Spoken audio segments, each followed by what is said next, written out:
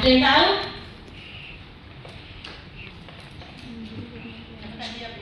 Bernita? Tahu nggak Bernita artinya Injil? Hah? Lewat lagi minggu lalu udah terlewat ya. Ayo Bernita pikir dulu ya Bernita. Ya, Injil artinya apa? Ada yang tahu? Hah? Hah? Kekuatan Allah. Ada lagi yang pas gitu. Apa tadi sudah didengar loh? Isi tetangga tadi ya? Iya, Injil itu artinya adalah kabar baik. Yang dibilang Injil itu meliputi kitab Matius, Markus, Lukas, Yohanes. Di dalam keempat kitab inilah, di situ ada kabar baik. Kabar baiknya apa? Yesus, di dalam Yesus itu ada keselamatan kekal. Mencakup di situ ada kematian Yesus di kayu salib, di situ ada kebangkitan Yesus di kayu salib, dari kayu salib. Dia bukan hanya mati untuk kita, untuk menyelamatkan kita. Wis, kalau Yesus mati di kayu salib, setiap orang yang percaya kepadanya tidak binasa, melainkan beroleh hidup yang kekal. Itu kabar baik loh Bapak Ibu. Betul nggak? Siapa yang nggak senang dengar kabar baik? Ayo, siapa yang nggak senang? Pasti semua senang. Kalau dengar kabar-kabar yang nggak enak, senang nggak? Enggak gitu. Ini kabar baik buat seluruh isi dunia. Yesus mati di kayu salib untuk menyelamatkan siapapun yang mau percaya kepadanya. Dan tidak hanya mati. Kalau Yesus hanya mati, sia-sialah pengiringan kita kan gitu. Tapi Yesus bangkit, itu juga berita sukacita. Kalau dia bangkit, di situ ada pengharapan. Hidup kita ini jadi ada artinya. Kita menjalani hidup ini dengan kuasa kebangkitan Kristus. Nggak ada yang nggak bisa diatasi kalau ada kuasa Tuhan di dalam kita. Saya pinjem sedikit ya Pak Bapak Kamali kesaksiannya waktu di HF hari Rabu kemarin. Beliau sedikit memberikan kilas balik kehidupannya di masa yang lalu. Dulu beliau cari-cari, piye sih hidup yang bisa tenang itu? Gimana sih hidup supaya anak keluarganya itu bisa nyaman? Gimana sih ada kepastian? Semua pasti dulu nyari-nyari. Ada sesuatu yang kosong. Ini yang harus diisi. Ini apa sih yang di sini yang harus diisi apa? Lalu beliau mencari-cari itu jawabannya lewat baca-baca buku. Ya Pak ya, Pak Kamali. Buku apa aja waktu itu lupa ya Pak Kamali ya. Buku-buku tentang agama, mungkin gitu ya Pak Kamali. Tentang kepercayaan. Nggak hanya buku-buku, terus kata ibu, sekarang bukunya udah dibakar semua. Cari itu gimana sih hidup bisa selamat, gimana sih hidup bisa tenang, gimana sih bisa menjalani hidup ini dengan kepastian. Lalu selain itu Pak Kamali juga mencari cara. Oh, caranya itu disarankan temannya lewat puasa. Puasa apa Pak hari itu? Pokoknya puasa khusus. Lalu kalau tidur harus di atas jam 1 malam. Nanti di situ loh ada ketenangan. Nanti di situ loh ada kepastian. Ada nopo-mboten Pak Kamali? Ada jawabannya enggak ya Pak ya? Enggak ada. Mboten wonten. Tapi Injil, firman Tuhan itu yang memberi jawaban. Waktu Pak Kamali, enggak tahu waktu itu mungkin puasanya berapa? Waktu Senin Kamis ya Pak? Enggak tahu Pak, nanti tanya masing-masing ya waktu itu puasanya hari apa aja. Nah terus tidurnya, makanya kebiasaan sampai sekarang ya Pak Kamali ya, kalau tidur sampai dini hari itu baru tidur. Dan beliau mendapatkan jawaban, kenyamanan, kepastian itu hanya ada di dalam Yesus. Baru dia tenang. Dan sejak saat itu dibakar semua buku-bukunya. Apa yang dilakukannya pokoknya Yesus. Sudah ada Yesus, ayem tenang. Bukan hanya jiwa kita yang tidak akan binasa, tapi kehidupan kita dalam menjalani hidup ini selama ada Yesus. Yesus pasti beres kabeh. Itu kabar sukacita itu. Lalu di sini kita mau belajar di dalam Roma pasal 1 ayat 16. Firman Tuhan katakan seperti ini. Sebab aku mempunyai keyakinan yang kokoh dalam Injil, karena Injil adalah kekuatan Allah yang menyelamatkan setiap orang yang percaya, pertama-tama untuk orang Yahudi, tetapi juga untuk orang Yunani. Injil adalah kekuatan Allah. Injil itu adalah kuasa Tuhan yang bekerja bagi orang-orang yang percaya. Bukan hanya memang awalnya untuk orang Israel, tetapi selanjutnya bagi semua orang yang percaya. Selama orang itu mau percaya kepada Yesus, menerima Yesus sebagai Tuhan dan Juru Selamat, hidup berkenan kepadanya, percayalah keselamatan itu menjadi milik kita hari ini, besok, dan seterusnya. Bukan hanya untuk orang Israel sana, orang yang tinggi-tinggi, yang hidungnya mancung-mancung, ya toh, yang kulitnya kayak bule tapi lebih bagus dari kulitnya bule. Kalau lihat orang Israel ya, ketemu langsung dengan orang Israel yang asli orang sana, ya ampun kulitnya bagus. Kalau orang bule itu kan kadang ada bintik-bintiknya ya, kadang ada merah-merahnya, kayak apa, kayak kulit-kulit apa itu? Ya itu kayak kulit-kulit kemerah-merahan gitu. Tapi orang Israel itu putih, bersih, pokoknya bagus gitu. Bukan hanya untuk orang yang seperti itu, tapi juga untuk Bapak, Ibu, dan saya. Yang untuk orang Jawa kayak saya, ke hitam-hitaman dikit, banyak-banyak kita kayak gini sih ya. Untuk kita yang nggak mancing-mancing amat, untuk kita nggak tinggi-tinggi gitu. Orang Israel ini, saya pernah waktu di Israel itu foto dengan salah satu rabi gitu ya, tinggi. Saya segininya sampai mau foto itu sampai dana gitu. Ya, tapi kasih Yesus, berita sukacita itu berlaku bagi kita semua. Amin. Kuasanya menyelamatkan kita. Lalu kita mau belajar hari ini.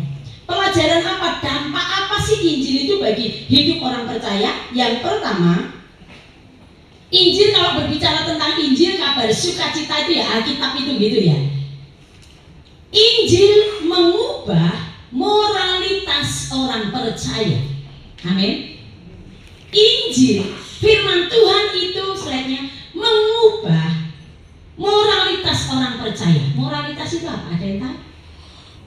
Berlita, tahu nggak berlita? Berlita ini tak apa nggak? Terkejar-kejar ya. Ayo, artinya moralitas apa? Moralitas itu berasal dari bahasa Latin yang artinya cara atau karakter kita atau perilaku kita. Jadi Injil yang pertama, dampak Injil dalam hidup kita adalah Injil itu mengubah karakter kita. Amin. Injil itu mengubah perilaku kita. Kuasa Injil itu mampu mengubah karakter kita. Amin. Kadang wong Jawa ini senengi ngomong gini, wis ta, nek watuk iso diobati, nek watak iki ora iso. Jarine sapa? Watak paling keras sekalipun, watak paling jengkelke sekalipun, Injil punya kuasa untuk mengubah kita. Amin. Kemarin itu waktu ikut seminar apa? Praise and Worship itu ya, yang seminar khusus untuk tim PAW, ampun Bapak Ibu. Saya baru mengikuti sesi yang pertama. Rasanya itu kayak dilucuti. Kita ini belum ada apa-apanya. Kita ini belum siapa-siapa. Gak usah sombong, gak usah bangga nek sudah di sini. Kita diajari benar-benar apa sih worship itu. Kehidupan yang seperti apa sih yang diharapkan oleh Tuhan? Perilaku model apa yang diharapkan oleh Tuhan? Khususnya bagi para penyembah-penyembah di depan sini dan bagi kita semua. Karakter perilaku seperti apa yang menyenangkan hati Tuhan itu gitu. Karena Karena itu pondasinya. Mau kita pelayanan sehebat apapun, skill kita semahir apapun, talenta kita seluar biasa apapun, kalau tidak dibarengi dengan karakter yang benar, hamba Tuhan Bapak Roni Daud Simeon mengatakan, engkau gereja tanpa Kristus. Pedes kan Bapak? Buat apa kita gereja tapi tanpa Kristus? Percuma semuanya. Gereja setan. Itu benar-benar. Emang kemarin itu ada yang ikut tapi nggak banyak. Saya berkati sekali. Sampai mata itu kayaknya menyala terus gitu. Terima kasih Tuhan. Dilucuti, dikuliti walaupun sakit, tapi itu menyehatkan. Amin. Itu karakter kita sebagai anak-anak Tuhan. Kalau kita benar-benar kita percaya kita adalah orang percaya, apalagi levelnya kita pelayan Tuhan, harusnya Injil itu sudah mengubah hidup kita. Cuman kadang kita yang nggak mau berubah, kita yang nggak mau diubahkan, kembali lagi ke kehidupan lama, tetap aja dengan perilaku yang sama, tetap aja dengan watak yang sama. Kalau kita jadi orang Kristen, kalau kita jadi pelayan Tuhan, harusnya Injil itu membawa perubahan dalam hidup kita. Amin. Amin. Amin. Amin. Amin. Dengan teman kiri. Amin. Ya kan?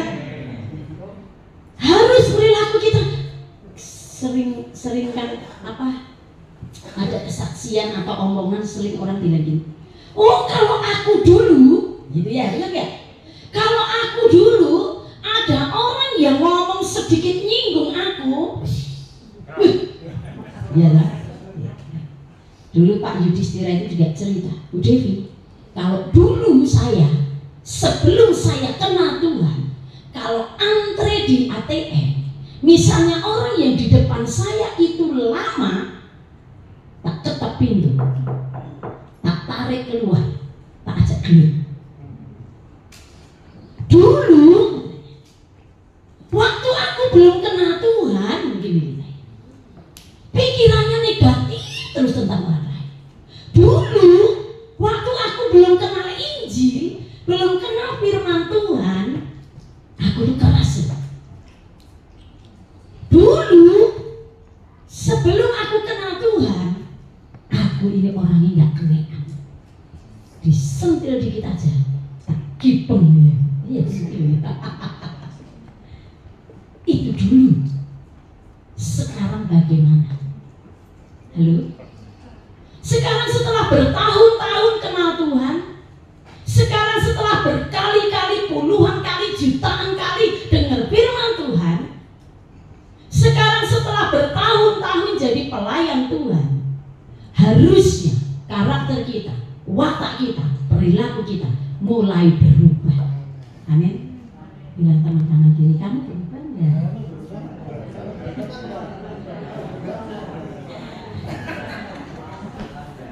Ya, saya singgung sedikit seminar kemarin biar sedikit ada berbagi ya.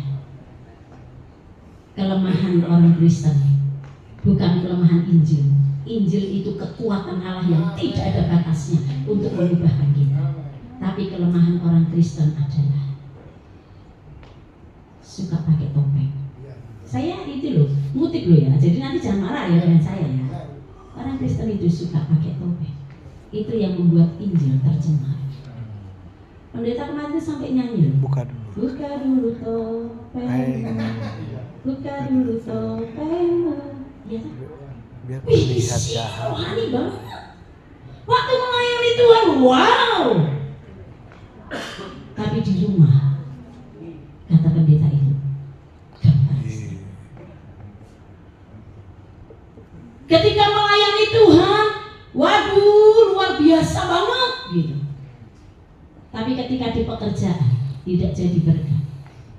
Pikiran, perkataan, dan perbuatannya tidak menunjukkan perubahan.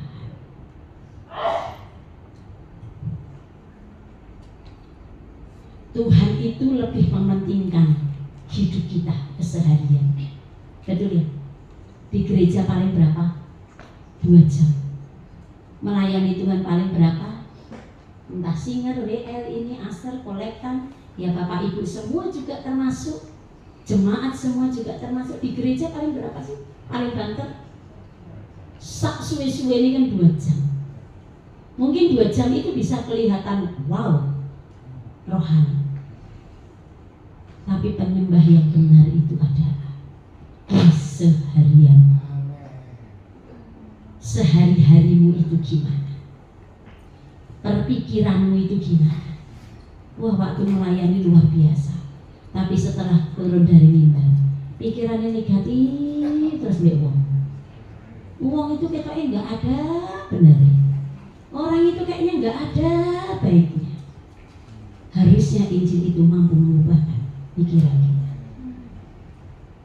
Ketika di gereja, waduh memuji Tuhan, Kaulah segalanya, hidupku menggenapi firman-Mu. Apalagi lagu-lagu selidiki aku, pokoknya yang indah-indah itu. Tapi ketika keluar dari gereja, ketika ada di rumah, ketika ada di pekerjaan, ketika ada di luar sana, omongannya medeni. Omongan medeni, omongannya kasar, omongannya enggak suka nyakitin hati orang, senengnya nyakiti hati orang. Tapi giliran orang nyinggung sedikit ngamuk-ngamuk. Bener apa enggak? Bila teman kanan kiri itu bukan kamu, tapi aku. Jangan dalam nama Yesus, jangan ya. Itu. Ya kan? Lalu saya kutip sedikit pernyataan dari Roni Daud Simeon. Beliau mengatakan seperti ini: percuma melayani Tuhan, percuma ibadah, katanya menyembah Tuhan, tetapi kita sudah menyalahartikan itu. Penyembahan berarti memberi hidupmu yang terbaik untuk Tuhan. Di dalam pekerjaanmu, dia bilang, di dalam sekolahmu, di dalam kehidupan keseharianmu, di dalam pelayananmu, ketika engkau memberikan yang terbaik untuk Tuhan, itulah penyembahanmu yang berkenan di hadapan Tuhan. Engkau memberikan uang yang banyak sekalipun untuk gereja, tapi hidupmu, perilakumu, karaktermu sehari-hari tidak menunjukkan bahwa Yesus ada di dalam hidupmu, percuma semua yang kamu lakukan.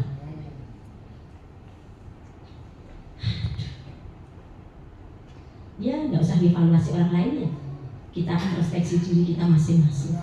Sejauh mana Tuhan karakterku yang masih perlu banyak yang dirubah.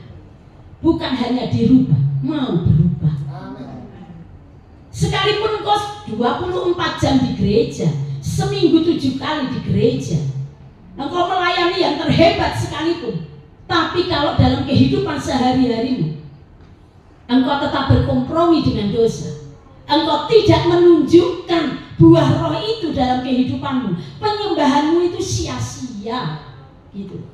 Jadi nggak ada yang perlu dibanggakan tuh dari hidup kita kalau gitu, benar ya? Kamu mau ngasih duit seberapa banyak untuk gereja ini, terima kasih, puji Tuhan. Kamu mau memberikan talentamu untuk gereja ini, menjadi aser, kolektan, apalagi WF, pemain musik, IT, guru sekolah minggu, engkau yang nyapu, menolong nyapu gereja, itu akan menjadi sia-sia kalau tidak dibarengi dengan karakter, karena itu semua tidak akan menyenangkan hati Tuhan. Tak rugi kita. Mau cari siapa? Pujian dari mana? Manusia. Hari ini dia memuji, besok dia mencela kita.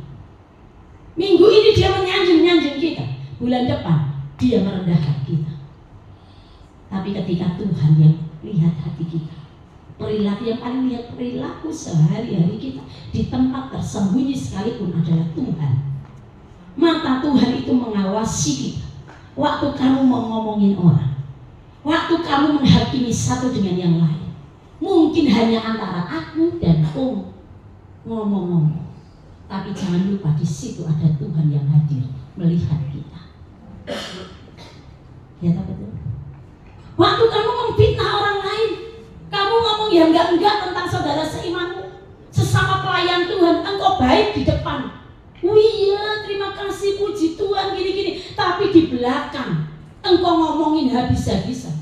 Sadar nggak kebiasaan seperti itu sebetulnya engkau sedang menjadi pemecah belah bagi gereja Tuhan. Percuma semua yang kita lakukan. Ya, ya kadang-kadang firman Tuhan itu nggak enak ya, menghantam-hantam ya. Tapi di dalam kitab 2 Timotius 3 ayat 16, ya baca ya. Injil itu mengubah moralitas orang percaya. Segala tulisan yang diilhamkan Allah, ini maksudnya adalah firman Tuhan, adalah Alkitab, bermanfaat untuk mengajar, menyatakan kesalahan. Ini loh firman Tuhan kuncinya. Memperbaiki kelakuan hidup kita, mendidik kita hidup dalam kebenaran. Amin. Firman Tuhan itu mengajar kita. Makanya kita perlu firman Tuhan setiap hari. Saya diberkati dengan pendeta Roni Daud Simeon. Beliau itu sudah usia udah 60-an. Ya udah 60-an kan ya. Tapi orangnya energik gitu ya kan. Saya ingat Pak Gosal itu loh, kayak kamu sedikit-sedikit nyanyi, dikit-dikit nyanyi, dikit-dikit nyanyi. Energik. Lalu dia mengatakan seperti ini. Dia baca firman Tuhan itu sudah tidak terhitung banyaknya. Dia tidak sedang menyombongkan dirinya, sudah berapa kali dia dalam 1 tahun dia bisa selesaikan itu, ya kan? Pokoknya sudah berapa kali dia selesaikan itu. Tapi dia lalu bilang, tidak hanya membaca, tapi merenungkan. Merenungkan itu berarti apa? Ketika kita baca firman Tuhan, aku sudah melakukan apa ya? Apa yang harus aku lakukan ya? Apa yang harus aku kerjakan ya? Ketika firman Tuhan ini berbicara seperti ini, apa yang harus aku lakukan? Apa yang aku harus perbuat supaya hidupku menyenangkan hati Tuhan? Firman Tuhan itu mengajar. Firman Tuhan itu menyatakan kesalahan. Jadi kalau sedang firman Tuhan disampaikan, ada teguran. Teguran itu enak apa enggak? Tak tanya dulu. Ditegur itu enak apa enggak? Ya tak? Kadang enggak enak. Wah, sengaja itu. Pasti itu tujuannya ditujukan untuk aku. Merasa tertegur nggak masalah, nggak apa-apa, betul kan? Malah itu baik untuk kesehatan kita, untuk kesehatan rohani kita. Mungkin orang lain kadang menyakitkan negur kita, tapi firman Tuhan saentek-entek menegur kita, tujuannya selalu baik. Jadi kalau tertegur oleh firman Tuhan, ojo gondo. Kalau tertegur firman Tuhan yang sedang disampaikan, ojo berpikiran negatif. Ih, pasti itu aku itu. Sengaja loh, pendetanya apa siapapun yang nyampaikan firman Tuhan di sini itu kan nggak maha tahu sih Bapak Ibu. Betul ya? Nggak maha tahu, nggak ngerti apa yang sedang ada di pikiran Bapak Ibu, nggak ngerti apa yang sedang Bapak Ibu rasakan. Nek Bapak Ibu nggak ngomong. Jadi ketika firman Tuhan itu disampaikan, nusuk jantung kita, nusuk, mau ngomong hati-hati gimana? Nusuk hati kita, nusuk hidup kita. Berarti Tuhan tahu posisi di situ engkau sedang perlu dibenahi. Bagian itu yang perlu diperbaiki. Ayo perbaiki aja. Firman Tuhan gak hanya negur, gak hanya menyatakan kesalahan, tapi firman Tuhan juga membimbing kita gimana caranya berbalik dari teguran itu sehingga membawa perubahan baik dalam hidup kita. Nek suka bohong dan ketika firman Tuhan katakan jangan berbohong. Wih, Bu Devi sengaja ini. Aku ini pas bujuki bojoku. Memang aku tahu gitu ya. Nek memang firman Tuhan lagi nemplak gitu, ya wis bertobat aja. Iya ya. Aku bujuki rek. Ya Pak Agus ya. Iya kan? Kalau misalnya kemarin lagi memfitnah-fitnah orang, wih rasanya nih, firman Tuhan katakan jangan suka memfitnah ya. Memfitnah itu menghancurkan hidup orang lain ya. Wih, Bu Dewi itu sengaja itu. Pak Gosa itu sengaja ya. Ngomongin fitnah ya, pancen aku mau fitnah ya. Bertobat aja, perbaiki diri, supaya hidup kita berkenan di hadapan Tuhan. Lalu yang kedua, terakhir, selain Injil itu mengubah moralitas kita, nggak bisa kan itu. Yang kedua, ya Mas, yang kedua, Injil mengubah tujuan hidup orang percaya. Ya betul ya. Sebelum kita kenal Tuhan, sebelum kita kenal Injil, paling tujuan hidup kita apa? Ya penting aku. Yang penting aku senang, yang penting aku happy, yang penting aku gini, yang penting aku gini. Tapi ketika kita kenal Tuhan, firman Tuhan dalam Galatia 2 ayat 20. Namun aku hidup, tetapi bukan lagi aku sendiri yang hidup, melainkan Kristus yang hidup di dalam aku. Itu berarti kita harus tahu semua hal itu. Kristus tujuan hidup kita, menyenangkan hati Tuhan. Kalau di terjemahan kan katakan tujuan hidup kita itu apa sih sebetulnya? Mengikuti, mentaati apa yang menjadi kehendak Tuhan dalam hidup kita. Kehendak Tuhan itu ada di mana? Ya ada di Alkitab. Kehendak Tuhan dalam hidup kita ini ada di dalam hati kita. Menyenangkan hati Tuhan lewat apa? Karakter kita yang mempermuliakan nama Tuhan. Ya kan? Amin. Bilang teman kanan kiri dulu, menyenangkan hati Tuhan ya. Ya, jadi Injil mengubah tujuan hidup orang percaya. Terus beliau mengatakan, tak kutip statementnya sedikit. Kedekatan itu keserupaan. Semakin kita dekat dengan Tuhan, semakin kita hidup dekat dengan Tuhan, semakin membentuk karakter kita serupa dengan Kristus. Kalau kita dekat dengan Tuhan gimana kita dekat dengan Tuhan? Diajari juga. Baca firman Tuhan, renungkan firman Tuhan, perkuat kehidupan doa, ibadah, dan melayani, mendekatkan diri sama Tuhan. Ketika kita semakin dekat dengan Tuhan, itu akan membentuk karakter kita semakin lama semakin seperti Kristus. Bukan sempurna, tetapi hal-hal yang tidak baik itu mulai terkikis pelan-pelan. Dulu yang suka mujui, enggak lagi. Dulu yang gampang ngamuk-ngamuk, tidak lagi. Presentasinya berkurang harus gitu loh. Ojo podo wae dari tahun ke tahun. Dulu ya memang aku gini kok. Memang aku orangnya kayak gini, keras gini.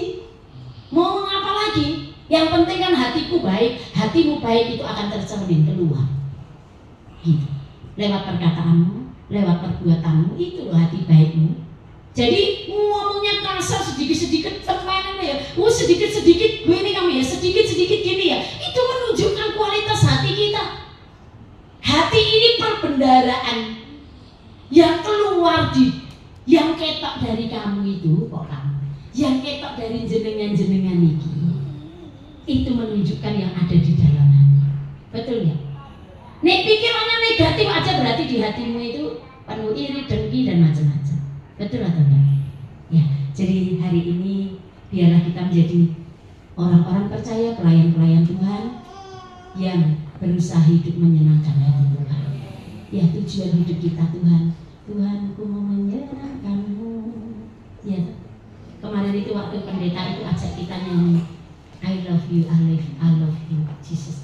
Rasanya saya, Tuhan ternyata cintaku itu belum dalam ya sama Engkau ya Tuhan. Yang kulakukan itu masih terlalu kecil, belum ada apa-apa. Ya, masih target mencapai apa yang diharapkan Tuhan itu ternyata masih jauh. Perlu Roh Kudus tolong untuk hidup menyenangkan hati Tuhan. Melayani semangat itu boleh, itu baik. Rajin ibadah, rajin HF, rajin doa malam itu baik, itu bagus.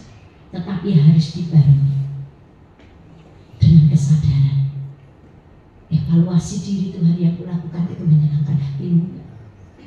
Hidup keseharianku itu sama atau enggak?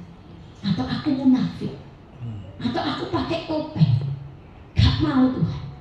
Aku mau apa yang aku lakukan itu sungguh-sungguh dari dasar hatiku. Karena apa? Ada atmosfer cinta untuk Tuhan.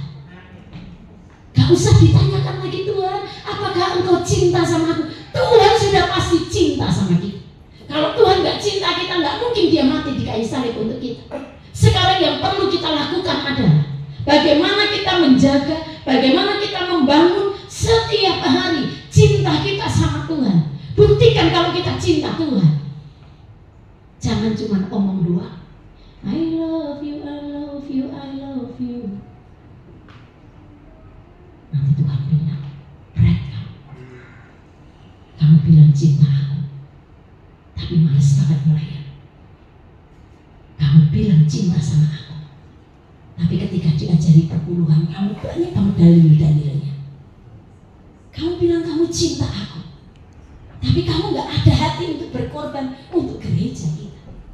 Kamu bilang, I love you Jesus, aku mau cinta Yesus selamanya. Sungguh Tuhan, aku cinta Engkau, tapi Engkau tidak mencintai pekerjaan Tuhan. Bohong. Benar gak?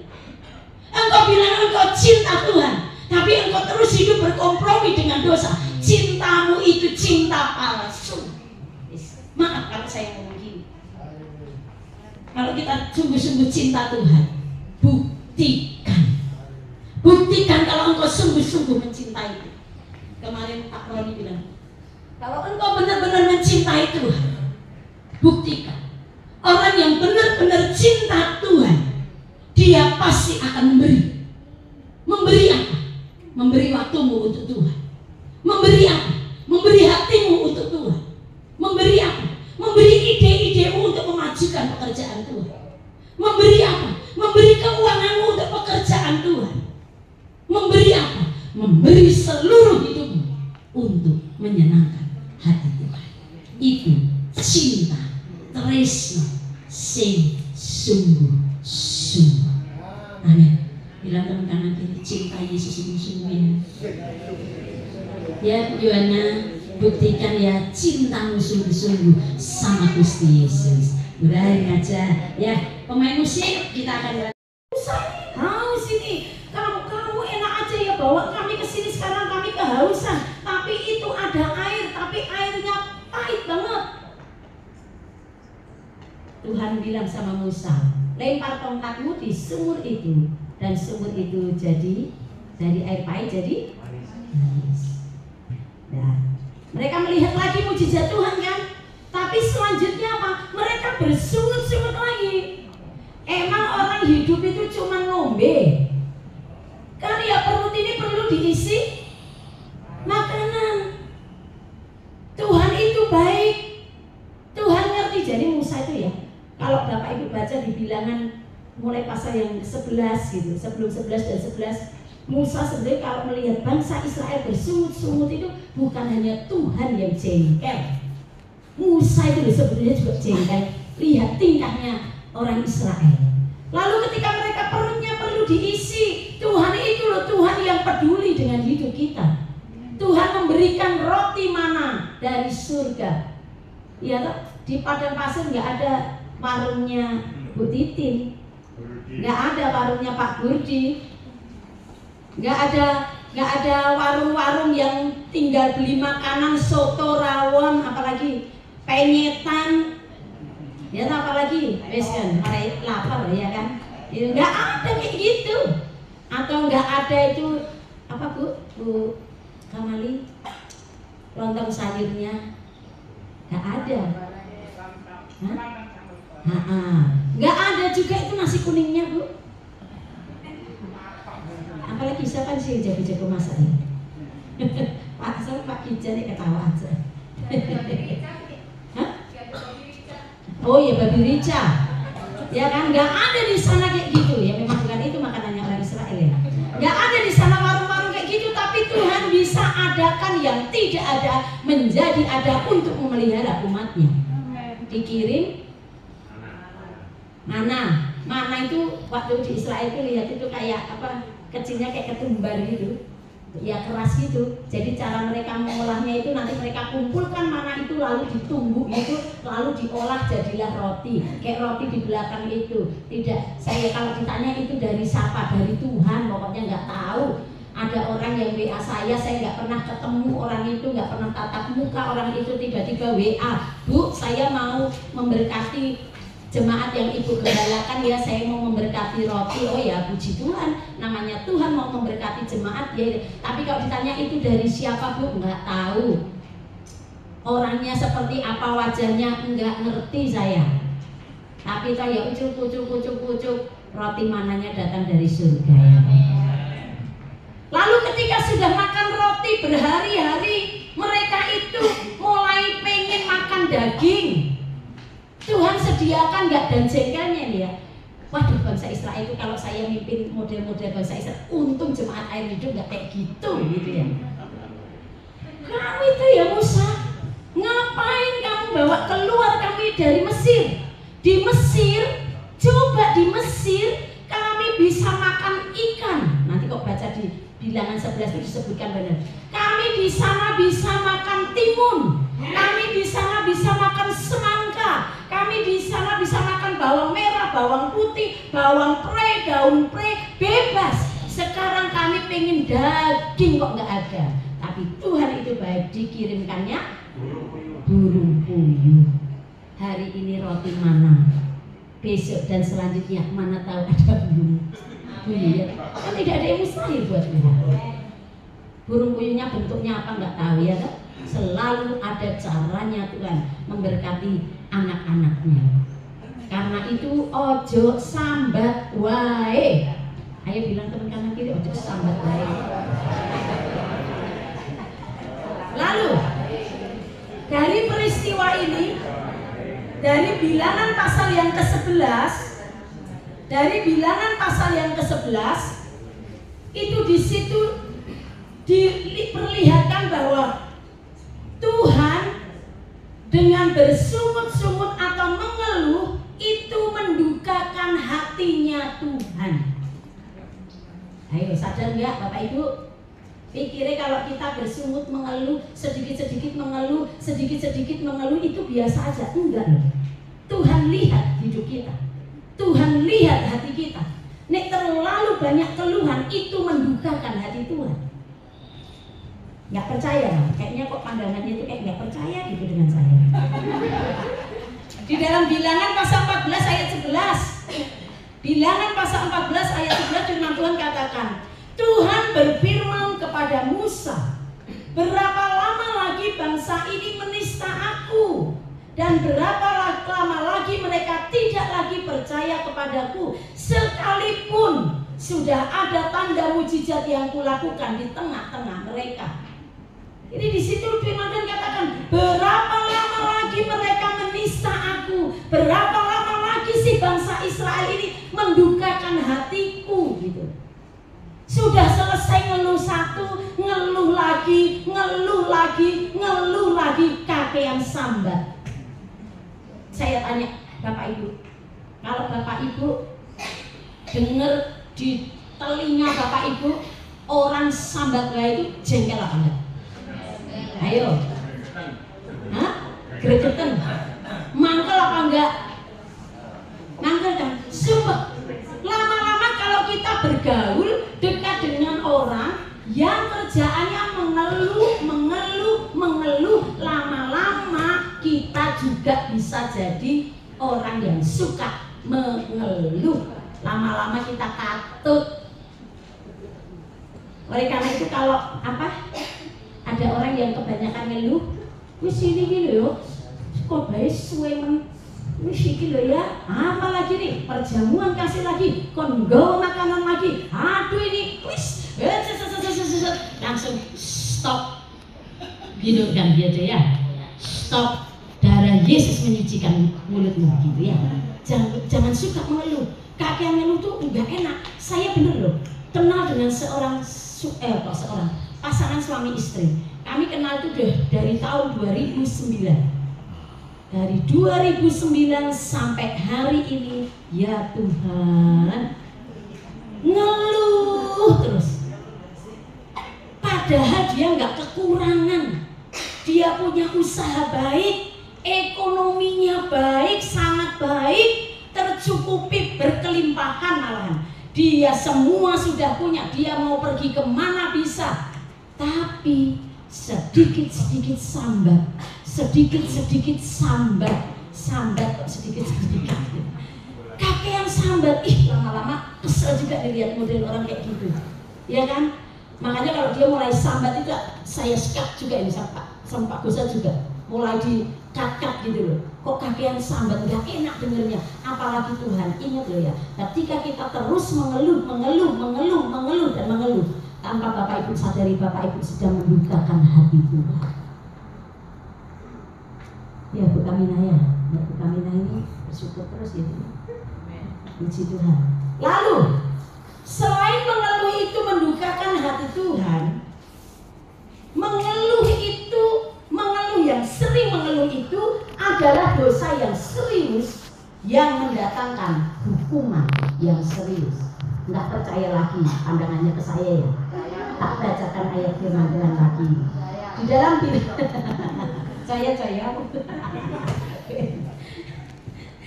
Bilangan 11 ayat 1. Firman Tuhan mengatakan seperti ini. Pada satu kali bangsa itu bersungut-sungut di hadapan Tuhan tentang nasib buruk mereka. Dan ketika Tuhan mendengarnya, bangkitlah murkanya, kemudian menyalalah api Tuhan di antara mereka dan merajalela di tempat perkemahan. Tengok itu loh. Di perjanjian lama ketika bangsa, nanti baca di Bilangan pasal yang ke-11 ayat 1 dan seterusnya. Ketika bangsa Israel mulai mengeluh tentang nasib mereka, kok aku gini ya, kenapa dulu nggak di Mesir aja ya, kenapa harus begini ya, kenapa harus begini ya. Tuhan itu telinganya lama-lama gitu. Dan di situ dikatakan bangkitlah murka Tuhan, dan Tuhan menurunkan api yang menghanguskan perkemahan tempat mereka berkemah. Hati-hati loh Bapak Ibu, jangan bangkitkan amarah Tuhan. Tuhan itu panjang sabar, tapi nek kita nemen-nemen ngeluh terus, diketok nanti sama Tuhan. Betul apa enggak? Betul apa enggak? Sering ngeluh atau enggak? Benar. Halo, jangan suka ngeluh. Ketika bangsa Israel mengeluh, ya, ketika bangsa Israel terus bersungut-sungut, itu sebetulnya bangsa Israel itu sedang apa sih? Seperti sedang menyalahkan Tuhan. Tuhan, kamu itu nggak becus ya mengatur hidup kamu. Kan enak dulu di Mesir, mau makan ikan ada, mau makan buah-buahan lengkap, gratis lagi. Kok diajak ke padang gurun? Tuhan, engkau itu nggak becus ngatur hidup kamu. Hati-hati loh Bapak. Hati-hati jaga hati, hati-hati jaga mulut kita. Ojo sambar murah. Terus saya waktu baca-baca sebuah buku gitu, mengeluh orang yang terus-terusan sambat itu berdampak buruk baik bagi kesehatan dan bagi mental. Jadi firman Tuhan itu memang paket lengkap ya. Ketika Tuhan melarang kita menjadi orang yang sering bersungut-sungut atau mengeluh, Tuhan itu tahu, Tuhan itu mendesain tubuh kita ini akan mengalami dampak buruk kalau kita terlalu sering mengeluh. Mengeluh juga membawa dampak buruk bagi kesehatan tubuh dan mental. Ayo cek deh, cek ya. Slide berikutnya. Dampak buruk mengeluh bagi tubuh, meningkatkan hormon stres. Sampai di sini yang stres? Enggak ya? Mungkin karena banyak mengeluh. Memicu penyakit jantung. Sampai di sini yang pengen jantungnya sehat? Saya. Angkat tangan semua di mana ini? Sampai di sini yang mau jantungnya sehat? Ojo sambat wae. Ya, ojo sambat wae. Hipertensi, darah tinggi. Saya punya apa tuh? di kita. Kemarin Pak Kris, jadi saya rutin apa sendiri. Sudah kepikiran gini, bawa ke gereja supaya siapa yang mau tensi, kita tensi. Tapi nanti obatnya beli di dewe gitu ya. Kan murah itu ya. Dia tahu juga jatah itu setidaknya kan mendekati gitu, mendekati apa kita punya tensi. Lalu menyebabkan diabetes. Nah, apa Bu?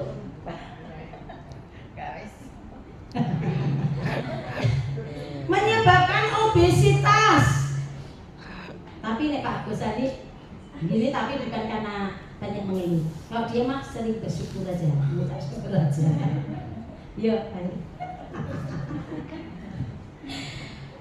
Membuat stroke. Ayo.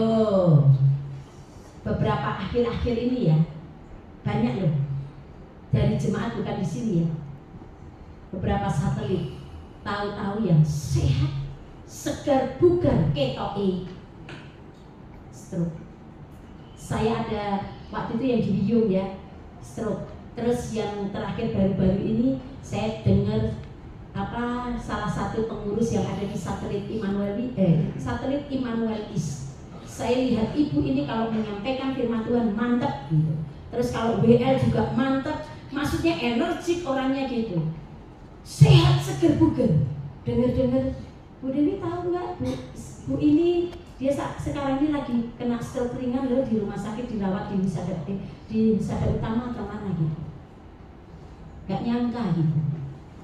Ada orang-orang yang kita kenal yang kayaknya baik-baik saja, yang kayaknya sehat-sehat saja, tiba-tiba stroke. Saya tidak bilang dia mungkin banyak mengeluh, enggak. Tetapi ingat loh, sering mengeluh, kakean sambat, hati-hati itu bisa. Karena tadi kan berhubungan dengan hormon stres naik, akhirnya diabetes naik, akhirnya hipertensi naik, ya kan? Mumet terus kan? Akhirnya stroke. Dan menurunkan imunitas tubuh. Orang di samping kita batuk sedikit gampang kita tertular. Orang ada sakit sedikit kita gampang tertular. Kita kunjungan ke rumah sakit, di situ gudangnya orang sakit, sedikit aja ke situ langsung gampang tertular. Bener nggak? Mungkin kita jaga makanan bener-bener loh, minum vitamin terus loh. Aku nggak sembarangan makanan, tapi kamu sembarangan sedikit-sedikit ngeluh, itu bisa menurunkan kekebalan tubuh kita. Saya kalau dalam minggu-minggu ini, waduh, kayaknya keluar masuk rumah sakit, tapi puji Tuhan, bukan karena sakit gitu, tapi mengunjungi orang sakit dari rumah sakit Nahos National Hospital sampai rumah sakit Suwandi, rumah sakit mana lagi? RSAL, rumah sakit William Booth. Baru saya renungkan gitu, ya ampun, dalam bulan ini keluar masuk rumah sakit Husada Utama Dharma apa mana itu yang di Undaan itu, ya ampun, keluar masuk rumah sakit ini kalau dihitung udah berapa kali. Tapi puji Tuhan ada perlindungan Tuhan, menjaga imunitas dengan baik, jadi dibawa aja, happy aja gitu, sukacita aja. Wes karepmu lah mau mendengar apa, wes karepmu lah mau apa yang terjadi, selama masih ada Tuhan, di situ masih ada pertolongan. Ya kan? Lalu selain dampak buruk bagi kesehatan, mengeluh itu juga membawa dampak buruk bagi mental kita. Jadi susah tidur. Siapa di sini yang susah tidur? Bu Asila susah tidur atau enggak, Bu? Pak? Sinantono? Gampang tidur atau enggak, Pak? Oh, cepat tidur. Jadi susah tidur. Terus ini sulit konsentrasi. Orang ngomong apa, ditangkapnya apa, disebarkannya apa, jadi nggak karu-karuan. Hanya karena apa? Gak konsentrasi. Nanti firman Tuhannya apa yang disampaikan, nangkepnya apa, ngomong di luar sana. Bu Devi itu menyampaikan firman Tuhan itu nyinggung aku, asem tenan aku. Ada yang disampaikan apa, sing ditangkep apa gitu ya. Lalu apa lagi? Menguras energi yang seharusnya bisa digunakan untuk hal yang positif. energi positif kita. Makanya saya dengan Pak Gosa kalau dengar sesuatu yang negatif, sesuatu yang apa, saya pernah kalau nggak salah bilang sama Bu Jo saya minggu lalu, sudah nggak mau lagi terlalu terbebani ini pikirannya. Nek ada sesuatu masalah, ada sesuatu ya wes, nek ada gitu ya wes, berusaha diselesaikan tapi nggak mau mikir teman-teman. Itu mengganggu kesehatan. Nah ini loh ya, cek and dicek ya. Kakek yang sambat bisa menjadi gejala awal masalah gak ada tadi sini. Menjadi masalah kejiwaan.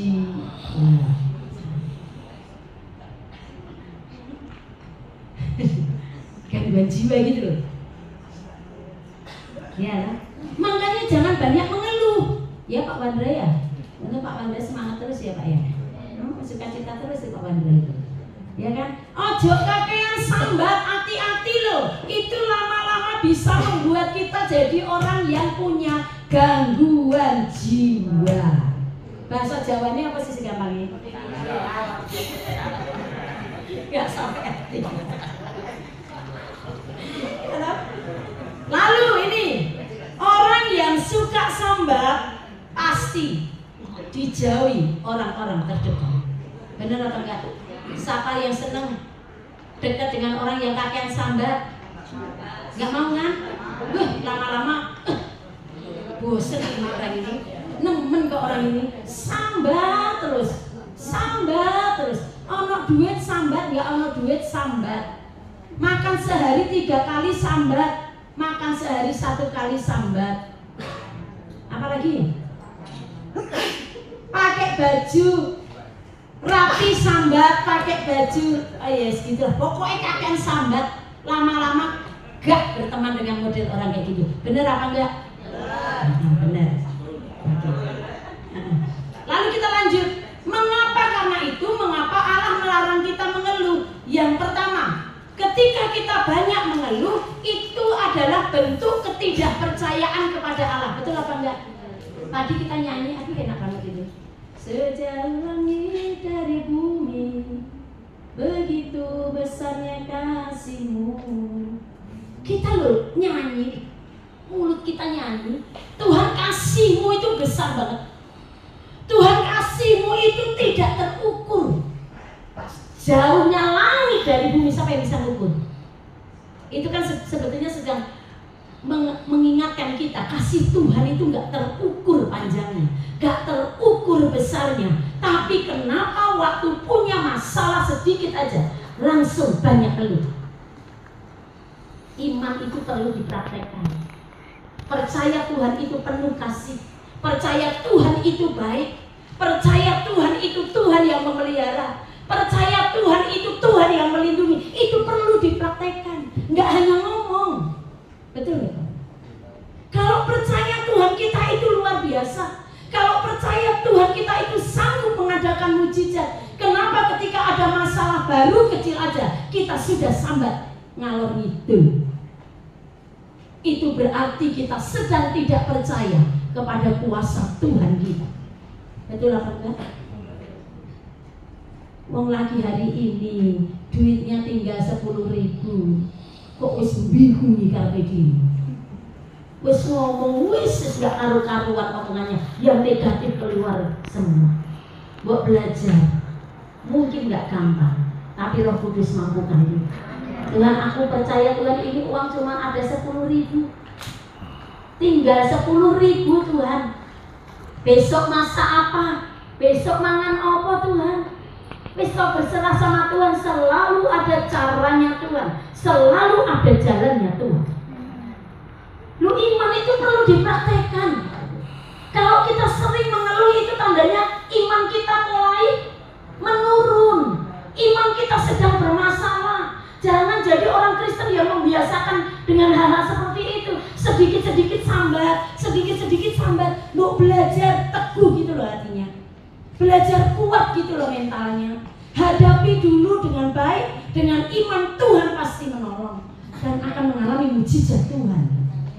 Nek sedikit-sedikit sambat, percaya deh, kita nggak akan mengalami berkat Tuhan. Di situ, mengapa Allah melarang kita mengeluh? Karena mengeluh itu melemahkan iman kita. Mengeluh itu menghalangi berkat Tuhan. Mengeluh itu membahayakan hubungan kita dengan sesama. Kalau kita mau menikmati berkat Tuhan, ini loh, Alkitab ini bukan sekedar buku. Alkitab yang Bapak Ibu baca di sini, di Alkitab ini mesti dipraktekkan. Tuhan kita itu benar-benar Tuhan yang hidup. Tuhan kita ini benar-benar Tuhan yang bisa dipercayai. Kalau Bapak Ibu nggak mempraktekkan, nggak melangkah dengan iman, kita nggak akan pernah menikmati kuasa firman. Yang seperti apa sih pengalamannya dicukupkan kebutuhannya oleh Tuhan? Kita nggak akan mengalami gimana sih Tuhan itu melindungi kita. Kita nggak akan pernah mengalami mujizat Tuhan itu nyata-nyata kita alami kalau kita mengeluh dan mengeluh. Hari ini kita lepaskan itu dalam nama Yesus. Belajar mulai menggantikan dengan syukur. Terima kasih Tuhan. Terima kasih Tuhan. Terima kasih Tuhan. Ada kuasa di dalam ucapan syukur. Tuhan paling ngerti hati kita. Tuhan tahu apa yang menjadi kebutuhan kita. Tuhan paling tahu apa yang menjadi pergumulan kita. Waktu kita mengeluh, itu kita sedang membentengi iman kita. Kita sedang apa? Membangun tembok antara iman kita dengan kenyataan yang ada. Mari kita belajar bersyukur. Lawannya mengeluh itulah bersyukur sih. Bersyukur, terima kasih Tuhan. Aku percaya Tuhan, Engkau punya cara untuk menolong. Tuhan, aku percaya Tuhan, ketika aku mengandalkan Tuhan, yang penting aku setia dalam Tuhan, aku sungguh-sungguh dalam Tuhan. Tuhan, Engkau tidak akan pernah tinggal diam. Tuhan, Engkau pasti menolong tepat pada waktunya. Kadang-kadang Tuhan itu sengaja kasih jeda, nggak langsung menolong supaya apa sih? Tuhan uji kesabaran kita. Tuhan uji iman kita. Walaupun pada endingnya wes lah percaya pasti happy ending. Tuhan pasti bekerja. Cuma Tuhan pengen sabar ya. Ojo kakean ngeluh. Keluarkan kata-kata iman. Aku pasti bisa. Aku pasti mampu. Pasti cukup. Pasti bisa. Aku yakin kadang apa yang ada di hati ini mesti dikalahkan dengan perkataan iman. Betul nggak? Nggak mungkin itu. Enggak Tuhan. Segala perkara dapat kutanggung di dalam Tuhan yang memberi kekuatan. Gak mungkin cukup Tuhan. Allahku akan mencukupi keperluanku menurut kekayaan dan kemuliaannya dalam Kristus Yesus. Gak bisa ini Tuhan. Sakitnya sudah terlalu parah ini. Tidak. Firman Tuhan katakan bilur-bilur Yesus berkuasa menyembuhkan. Gitu. Jadi apa yang di sini yang membuat kita lemah iman harus kita kalahkan dengan kata-kata iman, maka kita akan melihat mujizat Tuhan. Yang terakhir, apa yang harus kita lakukan supaya tidak sering mengeluh? Ingatlah selalu kebaikan Tuhan. Amin. Di dalam Mazmur 34 ayat 8, kecaplah dan lihatlah betapa baiknya Tuhan itu. Kecap itu berarti kita apa sih? Nek lihat kan dengan mata kita lihat ya. Nek sampai ngecap itu berarti kita apa? Menikmati. Enak ya makanan ini ya. Wih iya ya, bumbunya itu ada kapulaga, oh bumbunya di dalamnya ini ada bawang merah, ada jahenya juga loh. Menikmati enaknya kebaikan Tuhan. Gitu. Gak hanya lihat. Gak hanya lihat Tuhan baik sama si A, Tuhan baik sama Pak Arya. Ih kok Tuhan baik banget sama Bu Rina. Tuhan baik sama mereka. Kita mengalami gak kebaikan Tuhan? Wong kita di gereja yang sama, kita membaca Alkitab yang sama, kita memuji Tuhan yang sama. Kalau dia mengalami itu, harusnya aku juga mengalami itu. Kalau dia ditolong Tuhan, aku juga pasti ditolong oleh Tuhan. Gitu. Makanya lihat dan kecaplah. Kita melihat, kita mendengar, tapi kita juga mengalami sendiri betapa baiknya Tuhan. Masa sih amnesia dengan kebaikan Tuhan. Mosok sih gampang sekali melupakan kebaikan. Oh ya Pak Wanda ya, kalau dengar kesaksiannya ya Pak ya, dengar kesaksian tentang Pak Wanda dulu sakitnya gimana sampai gak bisa apa-apa, tapi hari ini bisa ke gereja, bisa bekerja dengan baik. Bukankah itu pertolongan Tuhan? Kalau mungkin nanti ada masalah yang lain terjadi, ingatlah kebaikan Tuhan itu Pak. Kalau dulu Tuhan sembuhkan aku hari ini, kalau ada keperluan apa, Tuhan itu juga pasti sanggup menolong. Itu yang kadang-kadang kita lupa. Itu yang kadang-kadang kita amnesia rohani di situ. Seminggu yang lalu baru mengalami pertolongan Tuhan. Wow, kesaksian Tuhan luar biasa, Yesusku ajaib, Yesusku dahsyat. Kenapa hari ini ketika kita diperhadapkan masalah mungkin yang versinya berbeda, kita jadi sambat Tuhan? Ayo ingat kebaikan Tuhan. Hitung berkatmu satu persatu, dan engkau akan berkata, Tuhan cinta. Yang kedua terakhir, ingatlah masa-masa sulit yang pernah kita alami dan bagaimana Tuhan menyelesaikannya bagi kita. Betul? Tuhan selesaikan masalahku yang dulu, masalahku hari ini juga pasti Tuhan selesaikan. Yang penting kita tetap setia dalam Tuhan. Lakukan bagian kita, berdoa, setia beribadah, setia melayani. Dongo sungguh-sungguh. Belajar menjaga hidup tetap berkenan kepada Tuhan. Bagiannya Tuhan itu nolong kita. Bagiannya Tuhan itu bertindak untuk menyelesaikan masalah kita. Tidak ada masalah yang tidak bisa diselesaikan ketika kita belajar mengandalkan Tuhan. Gitu ya Pak Darmaji ya. Sakit ditolong Tuhan ya Pak ya. Dulu katanya sempat gak bisa jalan, susah ya Pak. Tapi kalau Bapak hari ini bisa ke gereja Pak, itu pertolongan Tuhan ya Pak. Jangan pernah tinggalkan Tuhan. Jangan pernah lagi gak ke gereja. Harus terus ke gereja Pak. Percaya Tuhan pasti memberkati. Amin. Saya tahu Bapak dan Ibu ada begitu banyak pergumulan persoalan, tapi yakinlah selama Bapak dan Ibu setia dalam Tuhan, berdoa sungguh-sungguh, masalah anak cucu menantu itu Tuhan akan aturkan semuanya.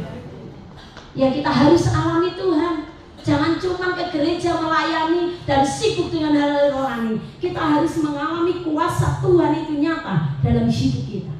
Kita harus mengalami sendiri bagaimana Tuhan sanggup menyembuhkan kita, bagaimana Tuhan sanggup memelihara hidup kita, bagaimana Tuhan sanggup mencukupkan kebutuhan kita, bagaimana Tuhan sanggup menolong kita. Sehingga apa? Ketika ada orang lain yang mengalami masalah persoalan, kita bisa mengatakan ke dia, kita bisa bersaksi, benar Tuhan tolong aku, berdoa ya, Tuhan juga pasti sanggup tolong kami. Tanpa kita sadari kita sudah menjadi berkat bagi orang lain. Tapi bagaimana kita mau jadi berkat bagi orang lain kalau kita terus bersungut, gak akan pernah mempermuliakan nama Tuhan, dan itu akan menghalangi berkat Tuhan. Ya, kita semua pasti senang kan kalau kita semua hidup dalam penyertaan Tuhan.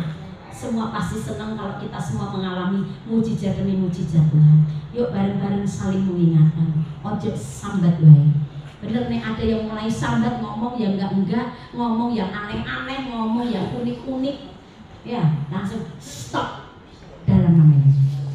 Jadi curahkan berkat Tuhan. Ya, gitu. Jadi senang. Setiap minggu bisa penuh, jadi kan senang. Ya. Haleluya, Tuhan baik ya Pak Gunawan ya. Semangat terus ya Pak. Bapak juga saya tahu ada pergumulan untuk Mama ya Pak ya. Tapi Tuhan tolong ya, kalau saya WA dengan Pak Gunawan, aku ceritakan dikit ya Pak ya. Kadang bergumul untuk mamanya ya. Tapi percaya Pak, saya terus dorong, berdoa terus ya Pak. Pokoknya terus kabarkan apa yang baik, apa yang benar ke Mama, bagi yang Tuhan menjamah hatinya. Ya. Supaya semua semangat ya Bapak Ibu ya.